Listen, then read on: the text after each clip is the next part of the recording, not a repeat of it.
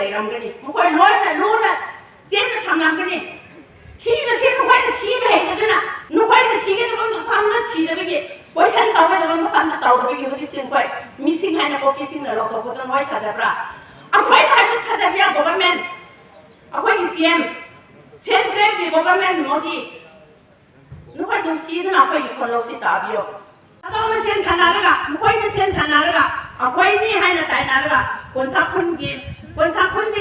कोमलापा कोनसाखुन योगे हाइना सामु योगे खुंदों योगे हाइना लापा मिताम सिंबो लालोन बाथाय दुदा मखोय न पुनसेलगा हाबसी मरामसी मखोय खाफाम तोए मरामदी मोय हाजना मखोय गी असीदी मेगी सी खुदिंगी मेगी थासीदी मेगी नुमिसीदी अखोय मी हातबे यादे मी अखोय मेददे अखोय लालहोदबे यादे हाबिकी मखोयगी रिजर्वेशन अमा लेजरब्रा हाइना खाले 2023 रे बेचोए 2023 मे गी डे 3 दुदा मेतेगा नागा मेतेगा कोकीगा लान हौबसे कदाइदगी हौराप्रा मी लोय मान मतम खांगी अदोगुमना मे डे 13 दुदा मकाकरी थोकरा कोनसाखुन गिमी ना बाजार चला हलापमी सुने मागी ऑफिस तके थबक थोकेन थोरापमी अनिमा टाइमिंग तो पुंगमा पान गा पुंग तरा हाइदिमरासी अयुक्ता कोई न पियानासी इंसान योंग में सिंतु इंफाल गी मा काथियादा नगा मकांदा चलगा इंसान पियोलगा हलापसे कोई अदु टाइमिंग नि जना ऑफिस तके दोगमी सुपु या मणिपुर गी ऑफिसिंग मणिपुर गी इंफाल दा लेरिबा कदा कदा ऑफिसिंग अखोय पुंग निपान मापान दा लापदा ऑफिस हांगबा खांदे पुंग तरा जने ऑफिस अदु गी टाइमिंग गी जमा पुदा चाप तना होजेती लाखमी गी सुमतान चाहे चपमी गी सुमतान चाहेना मोयसी असीदी नसीदी तौबनी हाना खोयसे हाना वरे लौरा मोय तौखिबा थबानी नंबर 2 दा नसी मित्रो लाकबसी मिसिंगनी असीदी अखोय खांदे हाइना हाइबिबसी कनामदा हाइरगा मिसिंग नते हासे कनामदा हाइरगा मुसा खांदोके द्रासे ऐनिसी मणिपुर गे अखोय गे इपा वरिबा अखोय गे अचाउ संवरिबा अखोय गे सीएम सेंट्रल की अखोय गे नरेंद्र मोदी मन आइना खांहानि बसिके नसी जमीन नाबा मते मनो अनि गरिया मादा पोमी नारगा चपा मागी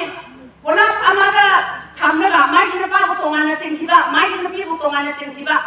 मागी नपी ओना गाड़ी दा हादा मागी नपा बुतोखिबा अदो तो थीदोबो नामदसी मोबाइल नकोय ना थीरिबा स्टेट गवर्नमेंट सेंटर फंड्स नकोय ना थीरिबसी मा फामना तबे थीबरी हि फांगदने नकोय ना थीगे दक्सिदी line road wifi gi ning thau line road wifi gi ning thau gi नपी अदो अनि बो फारगा हांगा क्वेश्चन दो तवा मबानी बुtai amara anira kamara mabama उसे नकोय मिसिंग मित्रो फारिबदो मिसिंग सो वाई मांसो मांगवाई टेक द कायना होजे नोइना फोटो ओबगमना मसा मतम फजाना नोमी तौरगा मखोय सिमा फामा दा लेरमगनी मखोय लोइना लुना जेन थांगमगनी थीबसे मखोय थीबे हेगदना नखोय थीगेदबा मफामना थीदबगे क्वेश्चन तौगदबा मफामना तौदबगे होजिसिन कोय मिसिंग हाइना पॉकेसिंग लौथोपदन मोय थाजाब्रा अखोय थाइब थाजाबिया गवर्नमेंट अखोय सीएम सेंट्रल की गवर्नमेंट मोदी नखोय दुसीदना अखोय खलोसी ताबियो फंगोय तबदा हुई पुरा थीरिये ड्रोन पाइलट थीरिये हतो रेसो फंगोय करी गिना सेंटर की हाइना स्टेट फोर्स नसो हायो सेम नांग थोके तबसी नांगी टॉयलेट की सो हेन नंपम पाने होजे लालोल बाफासी नांग सामान स्नपी चपना में न सामान ऑफर चपना में अदु किलोमीटर 60 70 तामा हेन चपला में असीना काबदी नन लालोल बाफाई से नहीं सांथाओ थोंबी की मनाम से नन युम न ताबी की मफाने के तो बगी अदु मफान द चांग की रिबनो नन क्री तो बना से अखोय सीएम दा अखोय की पंजब अखोय की